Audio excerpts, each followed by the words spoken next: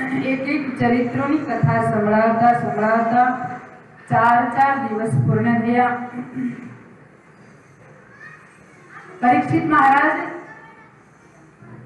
तैल धारावत भगवानना चरिત્રો સાંભળી રહ્યા છે અને ભગવાનના ચરિત્રો સાંભળતા સાંભળતા એનું મન ભગવાનમય એટલું બન્યું છે ને કે એને ખાવાનું કે પીવાનું કઈ યાદ પણ આવતું નથી।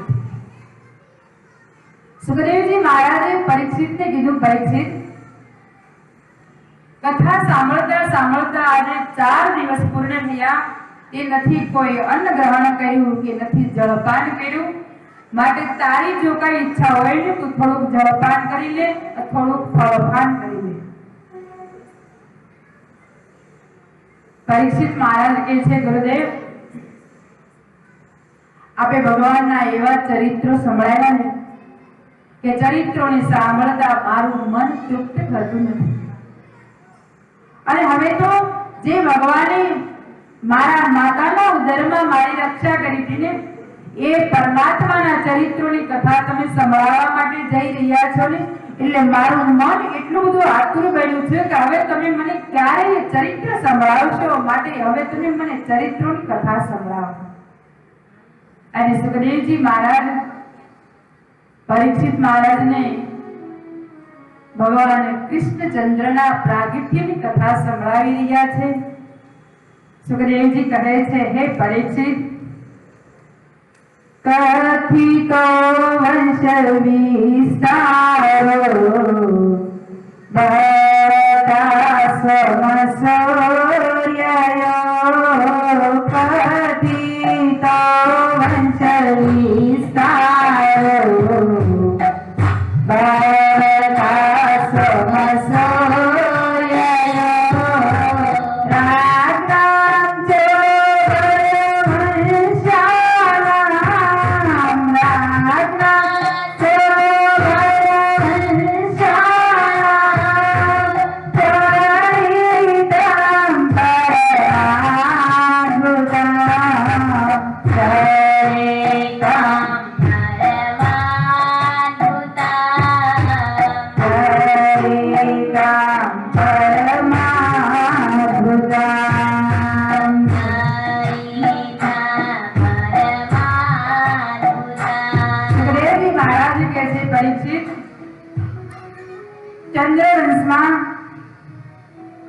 अनेक राजा महाराजाओं थया, पण एक राजा महाराजाओनी आपणे कथाओ सांभळीए ने तो एवी ज एक सप्ताह थई जाय ने एवी एनी जीवन गाथा छे। पण ए तमाम राजाओमां यदु नामना राजा रह्या अने एने त्यां उग्रसेन अने देवक नामना बे दीकरा थया। उग्रसेन ने त्यां कंस नामनो दीकरो थयो अने देवक महाराज ने त्यां देवकी नामनी दीकरी थई। पण उग्रसेन महाराज એટલા બધા ધર્મનિષ્ઠ હતા, એટલા બધા સજ્જનતા ભરેલા હતા કે જેવા પોતે ગુણિયલ હતા ને એનાથી તદ્દન વિરુદ્ધ એનો દીકરો કંસ હતો। ઉગ્રસેન महाराज रोज कंसने એમ કહે, બેટા, આપણે આ મથુરા નગરના રાજા છીએ અને આ પ્રજા છે ને એ બધી આપણી પુત્રની જેમ આપણી પાસે આશા રાખી અને જીવન જીવતી હોય ને તો આપણે એનું પુત્રવત પાલન કરવું જોઈએ। પણ કંસ ઉગ્રસેન મહારાજની એક પણ વાત સાંભળે નહીં, રોજ કાંઈક ને કાંઈક તોફાન કરી અને નવી નવી ફરિયાદો લાવે। एक दिवस उग्रसेन महाराजे कंसने बोलावीने कीधुं के जो बेटा, हूँ तने वारे वारे समजावुं छुं कि आपणे राजा छीए ने तो राजानी फरज छे कि प्रजानुं पालन करवुं जोईए, प्रजानुं ध्यान राखवुं जोईए अरे प्रजानुं पोषण पण आपणे करवुं जोईए। पण छतां तू मारी एक વાત સ્વીકારવા તૈયાર નથી। હવે જો તું નહીં સમજીશ ને तो हूँ तने केद ने हवाले करीश। आवा शब्द ज्यां उग्रसेन महाराजे कीधा त्यां तो कंस कहे, अरे पिताश्री, હવે તમે ઉંમર લાયક થયા છો એટલે તમને જાજી બુદ્ધિ હોય નહીં. તમારે સમજી વિચારી અને હું હવે ઉંમર લાયક થઈ ગયો છું એટલે મને સોંપી દેવું જોઈએ. ઉગ્રસેન મહારાજ કહે છે કરે કંસ, તારામાં હજી એક પણ ગુણ એવો નથી કે હું તને આ રાજ સોંપી શકું.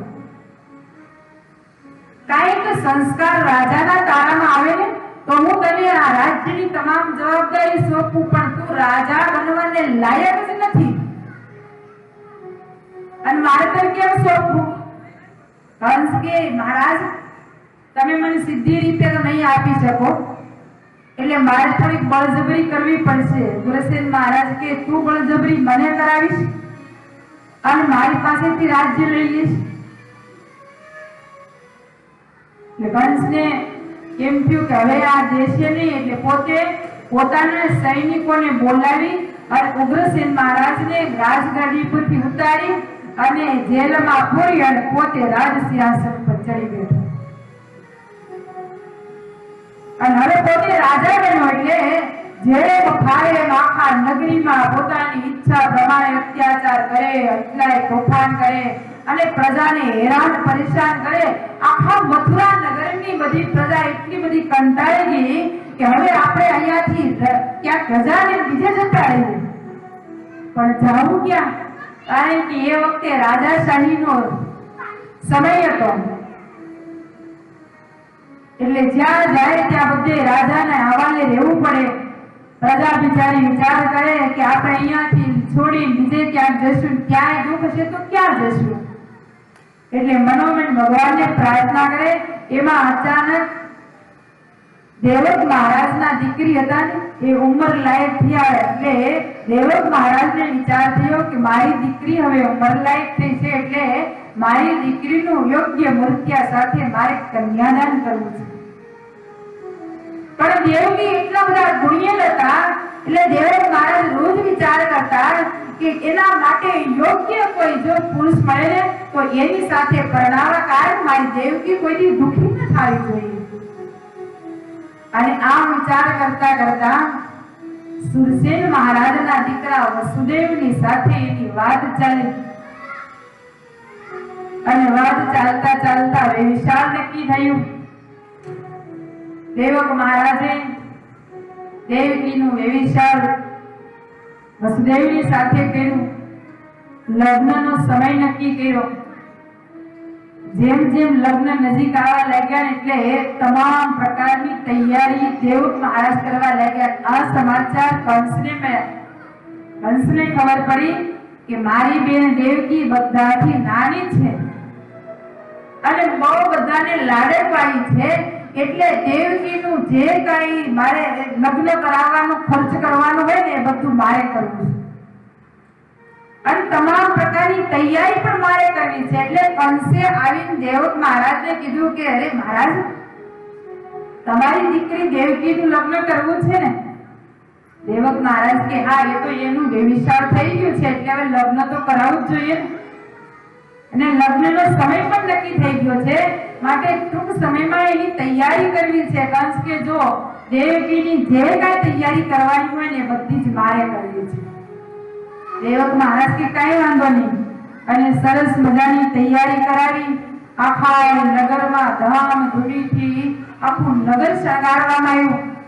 દેવક મહારાજને એટલો બધો આનંદ થાય છે કે મારી દીકરી દેવકીના લગ્ન થાય છે અને દીકરી દેવકી બધાથી લાડકવાળી છે અને બધાથી નાની છે એટલે એટલા સરસ લગ્ન કરવાને કે 8 દિવસ સુધી કોઈએ ન કર્યા હોય એવા મારે લગ્ન કરવા છે.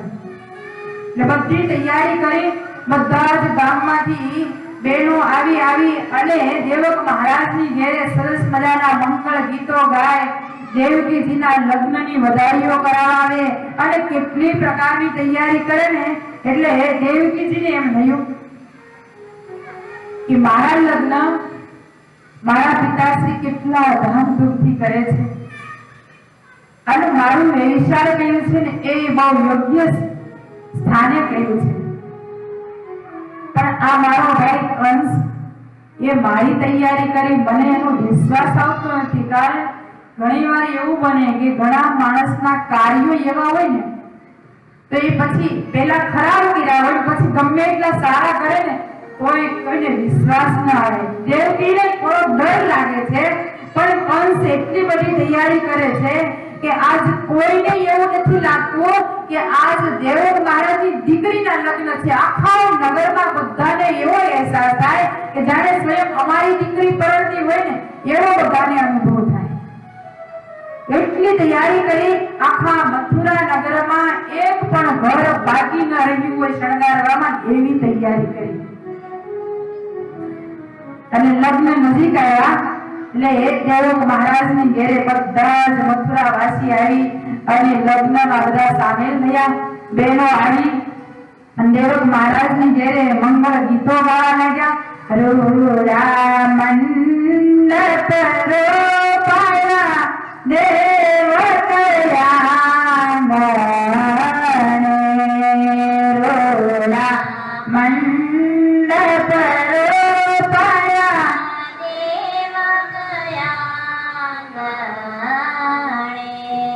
દેવક આંગણે દેવકી ના લગ્ન લખાય દેવક ઘેરે માંડવો દીકરી દેવકી ના લગ્ન લખાય દેવક ઘેરે માંડવો રાજા સુરસેના સુત આવ્યા માંડવે રાજા સુરસેના સુત આવ્યા માંડવે ત્યાં ચાર મંગળ વરતાય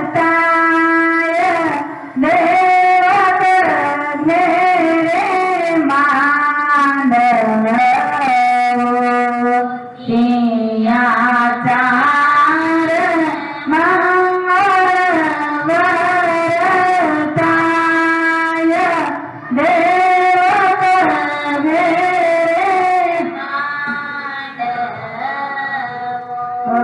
રોલા મંડપ રોપાયા દેવક આંગણે રોલા મંડપ રોપાયા દેવક આંગણે દીકરી દેવકી ના લગ્ન લખાય દેવક ઘેરે માંડવો દીકરી દેવકી ના લગ્ન લખાય દેવક ઘેરે માંડવો. દેવક મહારાજે એવી સરસ મજાની તૈયારી કરી અને સુરસેન મહારાજના દીકરા વસુદેવ એ માય રામણે એવા જાન આવી એટલે સરસ મજાના મંગળ ગીતો ગવાયા. લગ્ન થયા. 4 ફેરા સંપન્ન થયા અને દેવક મહારાજ હવે દેવકીજીના વિદાયનો સમારંભ ગોઠવી રહ્યા છે. દેવક મહારાજ વિચાર કરે કે હવે મારી દીકરીને વિદાય દેવાની છે એટલે રથની તૈયારી કરી અને સારથીને બોલાવીને રથ તૈયાર કર્યો. પણ ત્યાં તો અચાનક કંસ આવ્યો. કંસ કે અરે મહારાજ આ દેવકીનો રથ છે ને એ તો મારે ચલાવવો છે કારણ કે દેવકી મારી નાની બેન છે અને બધાથી મને અતિ વાલી છે ને એટલે એનો રથ મારે ચલાવવો છે. કંસ સારથીને નીચે ઉતારી અને પોતે રથ ઉપર આરૂઢ થયો. દેવકીજીને રથમાં બેસાડ્યા. દેવક મહારાજે વિદાય આપી રથ ધીમે ધીમે ગતિમાન થયો. ચાલતા ચાલતા રાજમાર્ગ ઉપર જ્યાં રથ આવ્યો ત્યાં તો સુખદેવજી મહારાજ કે હે પરીક્ષિત, અચાનક આકાશવાણી થઈ અને આકાશવાણીના એવા શબ્દ સંભળાયા કે હે કંસ, જે દેવકીનો તું રથ ચલાવી રહ્યો છે ને એ દેવકીનો આત્મો તારા કાળનું નિમિત્ત બનશે. અને જ્યાં શબ્દ સાંભળ આ કંસને એમ થયું કરે આ આકાશવાણી સાંભળે કહી રહી છે, મને સંભળાવી રહી છે અને એમ કહી રહી છે કે હે કંસ, તું દેવકીનો જે રથ ચલાવી રહ્યો છે ને એનો આત્મો તારા કાળનું નિમિત્ત બનશે. તો આ દેવકી છે.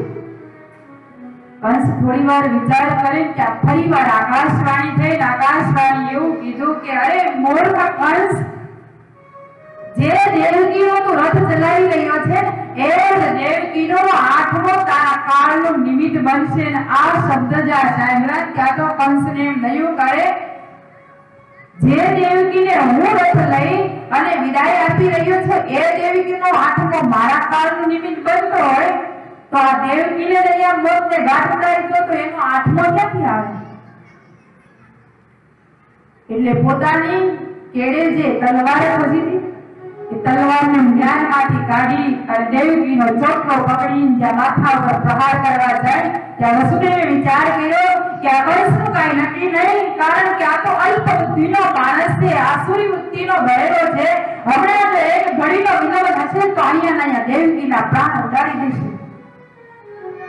વસુદેવે વચલો રસ્તો કાઢી અને કંસના પગ પકડીને કીધું મહારાજ મહારાજ તમે ધીરજ રાખો, આ દેવકીના આત્મા થકી તમારું મોત થવાનું છે. કંસ કે હા દેવકીના આત્મા થકી. અરે આકાશવાણી થઈ તમને ન સંભળાણી? વસુદેવ કે મને બધી સંભળાણી, પણ મહારાજ એ આકાશવાણીએ એવું કીધું કે દેવકીના આત્મા થકી તમારું મોત થવાનું છે, દેવકી થકી જ થવાનું.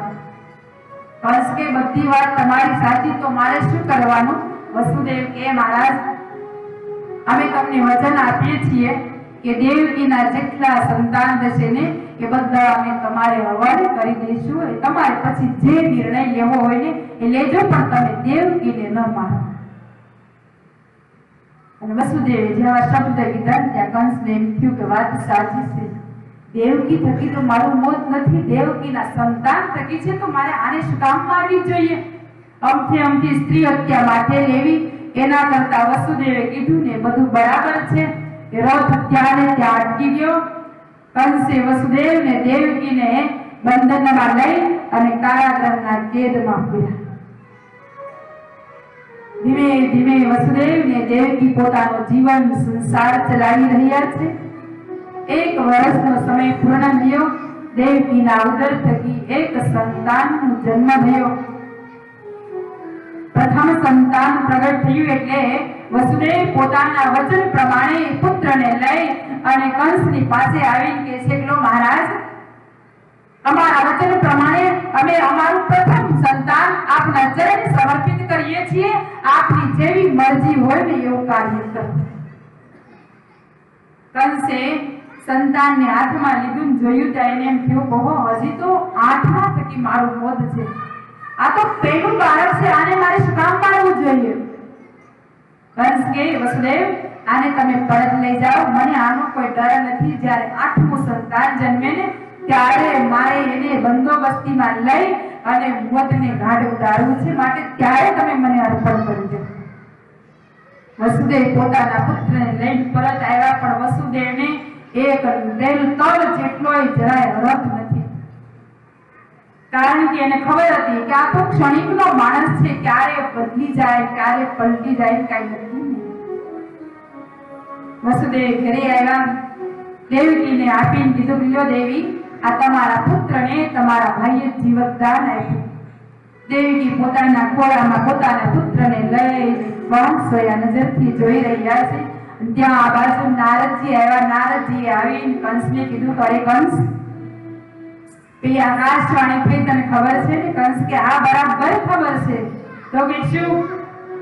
કંસ કે દેવકીના 8મા થકી મારું મોત છે. દેવકી નો 8મો જ્યારે જન્મે ત્યારે મારું મોત થવાનું છે, એ મને બરાબર વાત ખબર છે. નારદજીએ પોતાના હાથમાં માળાનો બેરખો હતો ને એ કંસના ખોળામાં ઘા કરીને કે આમાં આઠમો કયો મને બતાય. કંસ આ બાજુથી ગણે તો આ બાજુ આઠમો થાય, આ બાજુથી ગણે તો આ બાજુ આઠમો થાય. કંસ એટલા ચક્કરે ચડ્યો કે ખબર જ ન પડી કે આઠમો કયો. નારદજી કે ગુરુદેવ આમાં મને કઈ ખબર જ પડતી નથી કે આઠમો કયો. નારદજી કે દેવતાઓની કળાને કોઈ માપી શક્યું નથી. નારદજી કે તમે કેવા શું માંગો? નારદજી કે હું બીજું કાઈ કહેતો નથી, આ તો દેવતાઓની ગતિ એવી ન્યારી હોય છે ને એમાં ચેતતા સુખી રહેવું જોઈએ. આટલું કઈ નારદજી જતા રહ્યા. અને કંસને વિચાર થયો કે નારદજી કઈ ગયા છે, કદાચ ન કરે નારાયણ અને આઠમો પેલો થઈ જાય, પેલો આઠમો થઈ જાય, બેરખા જેવું થાય તો. એટલે કંસ વળી પાછો રાજ સિંહાસન ઉપરથી ઉતરી અને સીધો જ કારાગૃહમાં આવીને દેવકી જ્યાં પોતાના ખોળામાં પોતાના પુત્રને વાત્સલ્ય નજરથી નિહાળી રહ્યો હતી ત્યાં આવીને ઉભો રહ્યો. દેવકીને કહેશે કે અરે દેવકી, તારું સંતાન મને અર્પણ કરી દે. દેવકી તો હજી કાંઈ બોલે ન બોલે ત્યાં તો કંસે પોતાના હાથથી એ બાળકના બે પગ પકડી અને આકાશમાં ચક્કર ચક્કર ઘુમાવીને પથ્થરને શીલા પર પછાડી પ્રહાર કરીને મોતને ઘાટ બાળકને ઉતારી. દેવકી અહીંયા ફાટ રુદન કરતા રહ્યા. કંસ એનું કાર્ય કરી જતો રહ્યો. દિવસ પછી દિવસ વ્યતીત થતા બીજો પુત્ર થયો. બીજા પુત્રને એવી જ રીતે મોતને શરણ કરી અને ત્રીજા પુત્રનો જન્મ થયો. એક પછી એક છ દીકરાને કંસે મોતને ઘાટ ઉતાર્યા. દેવકીજી તો અહીંયા ફાટ રડતા રડતા એક દિવસ વિતાવતા હવે 7મા ગર્ભને ધારણ કરી ભગવાનને પ્રાર્થના કરે છે. ભગવાન વિચાર કરે કે હવે મારે માતા પિતાને આ દુઃખમાંથી મુક્ત કરવા માટે જન્મ લેવો છે, પણ એ પહેલા ભગવાને શેષ નારાયણને કીધું કે તમારે હવે મારી આગળ તૈયારી કરવા માટે જવાનું છે. મારી પહેલા તમારે પૃથ્વી પર જઈ અને તમામ પ્રકારની તૈયારી કરવાની છે. હવે દેવકીના ઉદરમાં 7મા ગર્ભ તરીકે સ્વયં ભગવાન શેષ નારાયણ પધાર્યા છે. પણ ભગવાને યોગ માયાને બોલાવીને કીધું છે કે મારા વતી તમારે મારી આજ્ઞા પ્રમાણે એક કાર્ય કરવાનું છે. યોગ માયાએ કીધું પ્રભુ આપ જે આજ્ઞા કરો ને એ કરવા માટે અમે તૈયાર છીએ, બોલો શું આપની ઈચ્છા છે? અને ત્યારે ભગવાને કીધું કે દેવકીના ઉદરમાં જે 8મું સંતાન પોસાઈ રહ્યું છે ને એ ભગવાન સ્વયં શેષ નારાયણ છે. એનું ત્યાંથી દર્શન કરી અને વસુદેવના બીજા પત્ની જે રોહિણી ગોકુળમાં નંદજીને ત્યાં સુરક્ષિત રીતે સલામત રહ્યા છે ને એના ઉદરમાં તમારે પ્રસ્થાપિત કરવાનું છે. આટલું કાર્ય કરી અને હું જ્યારે પાછો આ પૃથ્વી પર આવું ત્યારે આખા એ કારાગૃહમાં તમામ સિપાહીઓને તમારે ગાઢ નિદ્રામાં સુવડાવી અને તમારે દેવકી વસુદેવ થકી હું પ્રગટ થાઉં ત્યારે નંદને ત્યાં યશોદા થકી તમારે જન્મ લેવાનો. પણ એક દીકરી તરીકે જન્મ લઈ અને હું ગોકુળમાં આવું એટલે તમારે મથુરામાં આવી અને કંસને મારી જાહેરાત કરી તમારે અદૃશ્ય થવાનું. આટલું કાર્ય તમે જો કરશો ને તો સારા એ વિશ્વમાં તમારી ઠેર ઠેર સ્થાપના થશે અને તમારા ઠેર ઠેર મંદિર થશે. ભગવાને યોગ માયાને આવું વચન આપ્યું. યોગ માયાએ તૈયારી કરી દેવકીજીના 7મા ગર્ભને દર્શન કરી અને રોહિણીના ઉદરમાં સ્થાપિત કર્યું. અહીંયા સિપાહીઓને ખબર પડી કે દેવકીનો 7મો જે ગર્ભ હતો એ સ્તરી ગયો છે. દેવકીનો 7મો પુત્ર જન્મ લઈ ચૂક્યો નથી, એટલે હવે 8મા પુત્રની તૈયારીમાં રાહમાં છે. અને આખા મથુરાના તમામ લોકો ભગવાનની પ્રાર્થના કરે છે. સિપાહીઓ રાહમાં બેઠા છે અને કંસને હવે રાત દિવસ દેવકીનો 8મો મારો કાળ એ રાત દિવસ સતાવ્યા કરે છે. કંસને રાતે ઊંઘ આવે નહીં કે દિવસે ખાવું આવે નહીં, અરે ક્યાંય શાંતિથી બેસવું પણ ગમે નહીં. બસ એક જ મનમાં રટણ છે દેવકીનો 8મો. અને આ બાજુ ભગવાન હવે તૈયારી કરી રહ્યા છે. ભગવાન વિચાર કરે કે હવે માતા પિતાને કારાગૃહના કેદમાંથી મુક્ત કરી, કાયમને માટે આ દુઃખમાંથી મુક્ત કરી અને મારે અખંડ મારા સુખે સુખિયા કરવા છે. મારે પૃથ્વી લોક ઉપર જન્મ ધારણ કરવો છે. ભગવાન પોતે માતાના ઉદરમાં આવવા માટે તૈયારી કરી રહ્યા છે. આ બાજુ વસુદેવ ભગવાનને પ્રાર્થના કરે કે હે પ્રભુ, હવે સમય પછી સમય વ્યતીત થતા તમારા પ્રાગટ્યનો સમય પૂર્ણપણે સંપૂર્ણ નજીક આવી ગયો છે. માટે હવે આપ કૃપા કરો અને અમે ત્યાં પ્રભુ તમે પધારો. વસુદેવ દેવકી ભગવાનને પ્રાર્થના કરે છે અને ત્યાં ભગવાને આવી અચાનક વસુદેવ ને દેવકીને ચતુર્ભુજ રૂપે દર્શન દીધા. ભગવાન પ્રગટ થયા ને ત્યાં તો દેવકી વસુદેવ વિચાર કરે કે હો પ્રભુ, આપે અમને દર્શન આપ્યા અને આપ અમારે ત્યાં પધાર્યા, પણ આપ તો ચતુર્ભુજ રૂપે દર્શન દીધા અને ચતુર્ભુજ રૂપે પધાર્યા. પ્રભુ આપ મારે ત્યાં બાળક રૂપે બનો અને અમને કાયમને માટે મુક્ત કરો. ભગવાને કીધું, જો વસુદેવ, હું તમારે ત્યાં પુત્ર રૂપે પ્રગટ થઈશ, પણ હું અહીંયા તમારી પાસે રહીશ ને તમે મને ગોકુળમાં નંદ બાબાને ત્યાં મૂકી જજો. હું સમય આવશે નહીં એટલે તમને ચોક્કસ આમાંથી મુક્ત કરીશ. ભગવાને કે પ્રભુ, અમે અહીંયા કારાગૃહના કેદમાં બંધાયેલા છીએ, અમે કઈ રીતે તમને મૂકવા આવીએ? ભગવાન કે તમે ચિંતા ન કરો, મારી ઈચ્છાથી અહીંયા ટોપલો આવશે ને ટોપલામાં પધરાવી અને તમે મને ગોકુળમાં મૂકી જજો. ભગવાનને કહે છે, પ્રભુ અહીંયા અમે બંધનમાં બંધાયેલા છીએ, આ બંધનમાંથી મુક્તિ મળે તો જઈએ ને. ભગવાન કે તમે ચિંતા ન કરો, હું આવીશ ને એટલે બધા જ બંધનો આપ છૂટી જશે.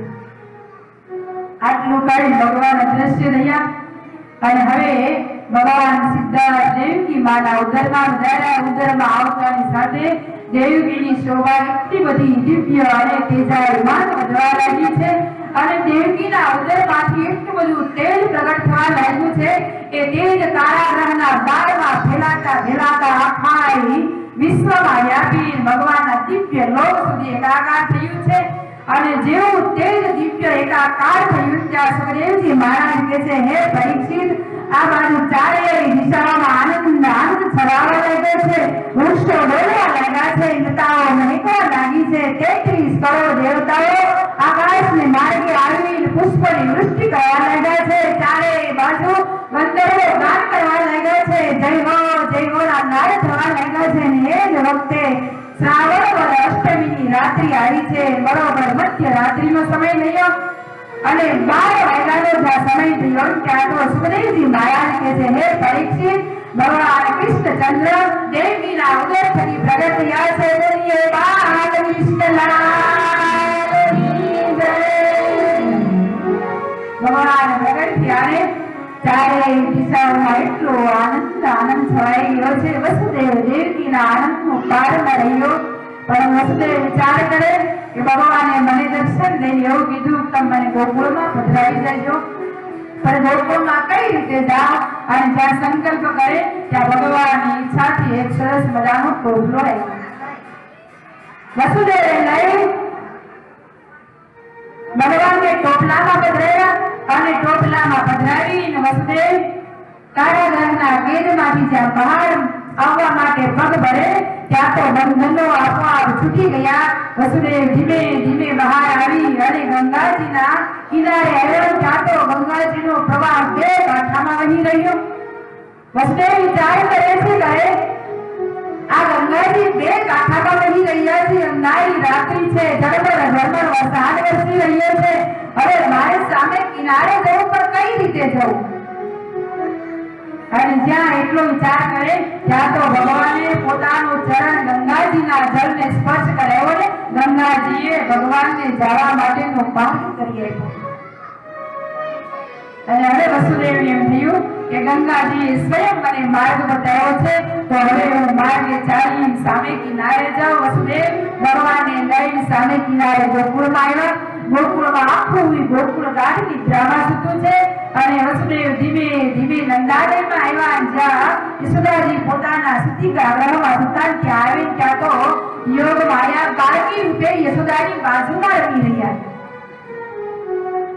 વસુદેવે ભગવાન કૃષ્ણને યશોદાના બાજુમાં સુવડાવી કરી અને દેવકીને પોતાના ટોપલામાં લઈને આ બાજુ મથુરા આવવા માટે પ્રયાણ કર્યું છે. સુખદેવજી મહારાજને પરીક્ષિત ભગવાન વિચાર કરે છે કે હું ગોકુળમાં આવ્યો છું અને ક્યાં મારા દિવ્ય લોકથી અહીંયા આવ્યો, અનંત જીવોના કલ્યાણ કરવા માટે આવ્યો, પણ આ ગોકુળ વાસીઓ તો બધાએ ગાઢ નિદ્રામાં સૂતા છે, કોઈને ખબર જ નથી કે હું અહીંયા આવી ગયો છું. એટલે ભગવાને બધા જ ગોકુળ વાસીઓને જગાડવા માટે જોર જોરથી રડવાનો અવાજ કર્યો અને જ્યાં રડવાનો અવાજ નંદજીના બહેન સુનંદાજી હતા એના કાને સંભળાયો, ત્યાં તો દોડતા દોડતા યશોદાજીના સુતિકા ગ્રહમાં આવ્યાને જોયું ને ત્યાં તો યશોદાની બાજુમાં બાળ સ્વરૂપે ભગવાન કૃષ્ણ રમી રહ્યા અને સુનંદાજીને એટલો આનંદ આવ્યો, અરે મારા ભૈયાને ત્યાં લાલો ભર્યો અને આ શબ્દ એના મોઢામાંથી છૂટી ગયો. ત્યાં તો દોડતા દોડતા નંદ બાબા જ્યાં ગૌશાળામાં ગાયોની સેવા કરતા ત્યાં જઈને કહે છે, ભૈયા ભૈયા તારે ત્યાં લાલો ભર્યો. નંદ બાબાએ આ શબ્દ સાંભળ્યા ત્યાં તો પોતાના કંઠમાં નવલખો હાર હતો ને એ કાઢી સુનંદાના મુખમાં મોઢામાં માથામાં પહેરાવી કહે છે, અરે બે તારા મુખમાં આ શબ્દ સાંભળ્યા ને લે આ એની પહેરાવણી વાત તને આપું છું. નંદ બાબાએ પહેરાવણી આપી એટલે સુનંદાજી તો એટલા હથાયા અને આખા ગોકુળની ગલીઓમાં ઠેર ઠેર બોલતા જાય, સાંભળો સાંભળો મારા ભૈયાને ત્યાં લાલો ભર્યો, મારા ભૈયાને ત્યાં લાલો ભર્યો. અને આ શબ્દ આખા ગોકુળના ગોપીઓને સંભળાયા. ત્યાં તો તમામ ગોપીઓ આવી અને ટોળે મળીને ગાવા લાગી